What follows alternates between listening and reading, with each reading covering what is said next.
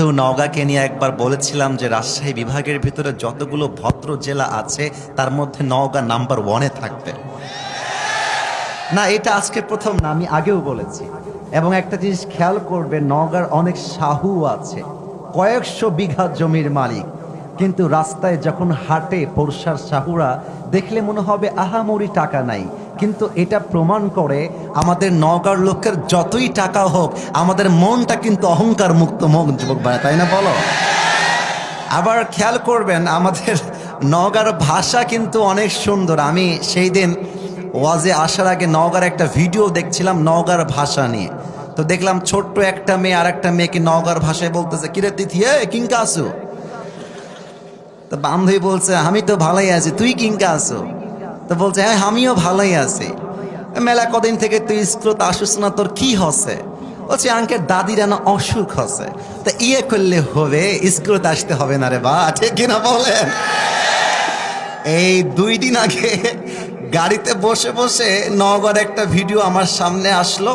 কোনো একটা বাচ্চা মেয়ে বুড়াদের ড্রেস পরে একটা সতর্কতামূলক ভিডিও বানাচ্ছে। তো মেয়েটা খুব চিৎকার দিয়ে বলতেছে, নওগাঁর আনাচে কানাচে সব জায়গার যে ডাস্টবিনগুলো আমরা দিনু কেরে বা মুখ দেখার জন্য দিছি নো, তোমরা খাওসিন দাওসিন আন্দুসিন বাড়ুসিন দুনিয়ার ময়লা করসিন, তো সেটা শুরুত করে নিয়ে গিয়ে ডাস্টবিনে ফেলা হবে না কেবা? কেরে বা কতবার ক লাগবে রে বা? নিজের থুইটা কি নিজের গাওতে ফেলবিন তোমরা, দেখে না বলে? তো মেয়েটা দেখলাম পরে খুব খেপে গেছে আর প্রতিবাদ করতেছে, আর কত রিকোয়েস্ট করবো রে বা, তোমাদের বাজেট কোষাও তোমাদের উন্নতি হবে রে বা। তো তখন এই যে নওগাঁর ভাষার টানটা, এটা শুনে আমার কলিজা ঠান্ডা হয়ে গেল। আমি বলতে বাধ্য হলাম যে নওগাঁ আমাদের রাজশাহী বিভাগের মধ্যে একটা ঐতিহ্যবাহী জেলার নাম হচ্ছে নওগাঁ জেলা।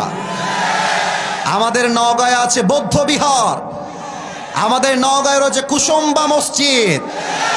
কুসুম্বা মসজিদের নাম শোনে নাই এমন কোন বাঙালি খুঁজে পাওয়া যাবে না।